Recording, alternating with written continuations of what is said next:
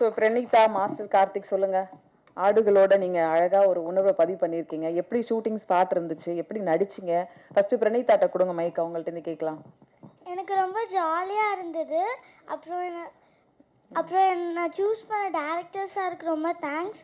அப்புறம் Mahendran uncle, Mahendran uncle, Sai அண்ணா, Chandran uncle எனக்கு டைலாக்கெல்லாம் சொல்லி தந்தாங்க.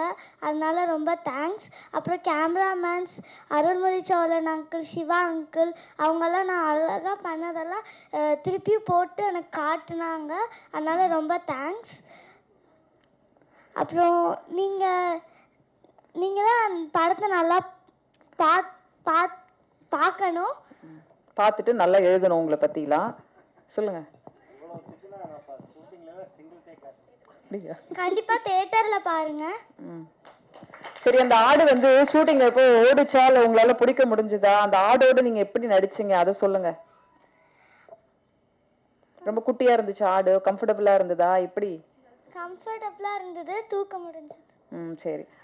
விஜய், கார்த்தி, நீங்க சொல்லுங்க. என்ன படிக்கிறீங்க? ரெண்டு பேரும் ஒரே ஊர்ல இருந்து வந்திருக்கீங்க. ஐ திங்க் இந்த படம் வந்து குடும்ப படம் தான். இயக்குனரோட சொந்தக்காரங்க நடிச்சிருக்காங்க, அந்த ஊரை நடிச்சிருக்காங்க. புஜ்ஜியட் அணுப்பட்டியில சுத்தி இருக்கிற எல்லாரும் சேர்ந்து நடிச்சிருக்கீங்க. ஒரு பெரிய வெற்றி ஆகணும். நிறைய விருதுகள் வேற வாங்கியிருக்கு இந்த படம். ஸோ விஜய், நீங்க சொல்லுங்க.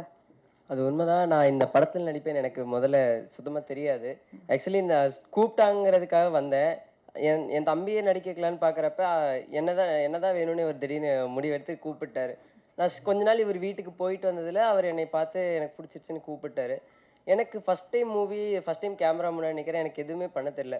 அப்புறம் கேமராமேன் இவர் தான் எனக்கு சப்போர்ட் பண்ணி பேசி என்னென்ன பண்ணணும், எந்தெந்த நேரத்தில் எது பண்ணணும்னு எல்லாமே சொன்னார். அதுக்கப்புறம் அந்த ஆடு நல்லா தான் கம்ஃபர்டபுளாக தான் இருந்துச்சு. ஆனால் அது துள்ளி துள்ளி ஓட ஆரம்பிச்சிருச்சு. சின்ன ஆடை விட பெரிய ஆடு பயங்கர விளையாட்டு காமிச்சிருந்துச்சு எங்களுக்கு. அது கூட பண்ணுறப்ப எங்களுக்கு ஜாலியாக தான் இருந்துச்சு. அப்புறம் கூடவே எல்லாருமே சப்போர்ட் பண்ணாங்க எங்களுக்கு. நான் கரெக்டாக சீன்ஸ் தப்பு பண்ணாலும் அதை கரெக்ஷன் பண்ணி இது பண்ணிங்கன்னா உனக்கு கரெக்டாக இருக்கும், இந்த சீன் உனக்கு கரெக்டாக இருக்கும் அப்படின்னு எனக்கு சீன் மாற்றியும் பண்ணாங்க. எனக்காக எல்லாத்தையும் கரெக்டாக பண்ணாங்க. அதனால் எனக்கு எல்லாருக்கும் ரொம்ப நன்றி. ரெண்டு படத்தில் நடித்த மாதிரியே பேசுறியப்பா. Okay, thank you. All the very best. நீங்கள் நடிக்கணும், நல்லா படிக்கணும், ரெண்டும் முக்கியம். Okay, thank you.